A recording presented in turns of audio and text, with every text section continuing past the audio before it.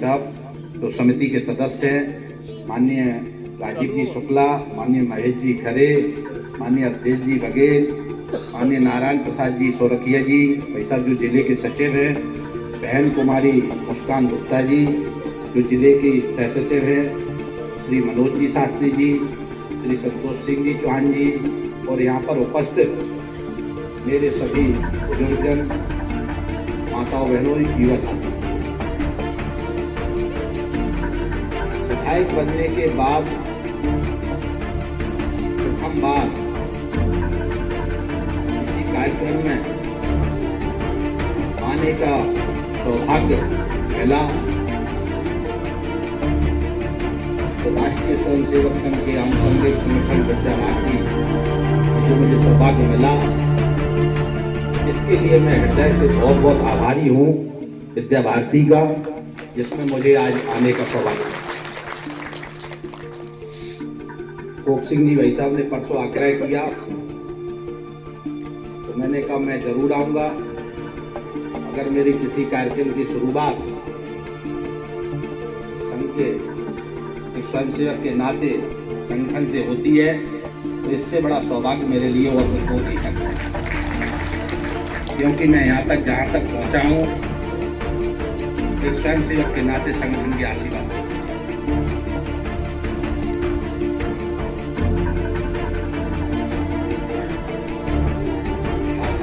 कभी हम सोच के देते नहीं है, तो दिमाग में जो आता है वो बोलते हैं।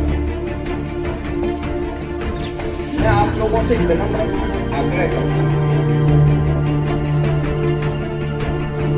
हम लोग सबसे ज्यादा आज वर्तमान परिस्थितियों में जो जूझ रहे हैं वो मानसिक अवसाद से जूझ रहे हैं। घर में गृह कलेश है, पुत्र बेटा पिता की बात नहीं मान रहा है, माताएं बहनें भी बात सुनने को तैयार नहीं है। ऐसी कठिन परिस्थितियां हमें को लगता है ग्रस्त जीवन में सभी को कुछ न कुछ पुराने लोगों में नहीं है, लेकिन नई जो पीढ़ी आ रही है उसमें ये दिक्कत हम लोगों को बहुत आ रही है। हम लोगों को पानी की भी बहुत दिक्कत आ रही है। 300 फुट से नीचे, 350 फुट से नीचे आज हमारा जल स्तर चला गया है। प्रदूषण की हालत ये है कि बाहर को थोड़ा छोड़ दी है, ग्वालियर हमारा प्रदूषण से बहुत दूर रहा है, जिसमें हम कोई बुजुर्ग को ले जाएं तो उसका जीना इस मौसम में बड़ा जी नहीं सकता। अब इन सब समस्याओं के पीछे हमारे काम भी, हम जाते हैं तो शासन के काम भी नहीं हो रहे हमारे, उसमें भी हमको रिश्वत भ्रष्टाचार पैसा देना पड़ता है। आखिर इन सब समस्याओं की जड़ कहाँ है? तो मेरे सोचने में आता है कि इसके लिए अगर हम जैसे इतने लोग यहाँ पर बैठे हुए मेरे भाई बहनों, अगर इसमें से आधे लोग भी ईमानदारी से चिंता करना शुरू करते हैं तो कम से कम मैं मानता हूं अपने इस लाहौर विधानसभा की समस्या, इन सभी समस्याओं से निजात मिल जाएगी। इस बात का मैं आपको बड़ी अच्छी तरीके से विश्वास करता हूं। अब इसमें योगदान क्या है विद्या भारती का?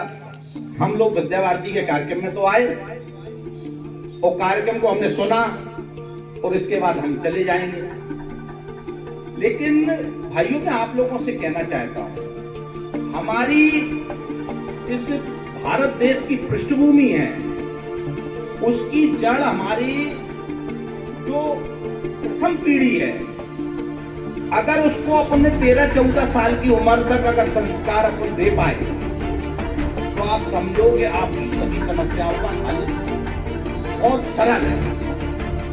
लेकिन आज वर्तमान परिस्थितियों में हो गया है, हमारा लड़का इंग्लिश में बहुत होशियार होना चाहिए, हमारा लड़का विदेश में पढ़ना चाहिए, हमारा लड़का किसी बहुत अच्छी कंपनी में होना चाहिए। उसके कारण हो क्या रहा है, आज माता पिता घर पे अपना बुजुर्ग का जीवन कैसे व्यतीत कर रहे हैं। आज अपने बच्चे से पिता को कहने में बड़ा संकोच होता है कि हम पिता अपने पुत्र से कहें, ऐसा ना हो वो लौट के हमको जवाब दे दे। तो स्वाभिमान के कारण वो बुजुर्ग अपने पुत्र से कुछ कहने की स्थिति में नहीं है। आज अगर घर पे मेहमान आता है तो आज हम अपने अंदर घर में बहू से कहने की हिम्मत नहीं जुटा पाते कि भाई चाय भिजवा दो। इन सब परिस्थितियों का कारण क्या है? परिस्थितियों का कारण है संस्कार।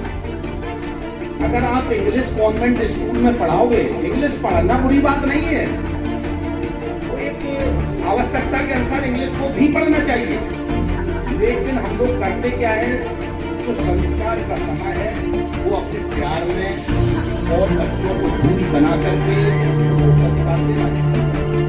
तो उसके दुष्परिणाम होते हैं कि हम लोग आज इन कठिन परिस्थितियों से जूझ रहे हैं। मैं अपनी स्वयं की बताता हूं आपको। घर में कई नौकर थे, लेकिन उसके बाद भी पिताजी ने हमको क्या करते थे, 2 साल के लिए माताजी पिंड मकान से शिफ्ट हुई, वहां रहना हुआ। तो हमारे यहाँ एक भैंस थी, पिताजी सुबह 4 बजे जगवाते तो जगा के कहते गोबर डालो। हमारे बड़ा क्रोध आता, तो भाई पिताजी इतने नौकर लगे, इनको हमसे मतलब उस समय बड़ा क्रोध आता था, तो नहीं उठे तो एक आध बार झाड़ू भी पड़े, लेकिन उस समय कपड़े भी हमको धोना पड़ते थे। फिर कहते थे सब्जी काटो, पूरी झाड़ू करो, पहुंचा, मतलब 7 बजे हमारा स्कूल का टाइम था, उससे पहले पूरे काम करवाते थे। आज उसका परिणाम है, ना मुझे अपने कपड़े धोने में दिक्कत है, ना मैं अपनी गाड़ी धोने में दिक्कत है, ना हमको कहीं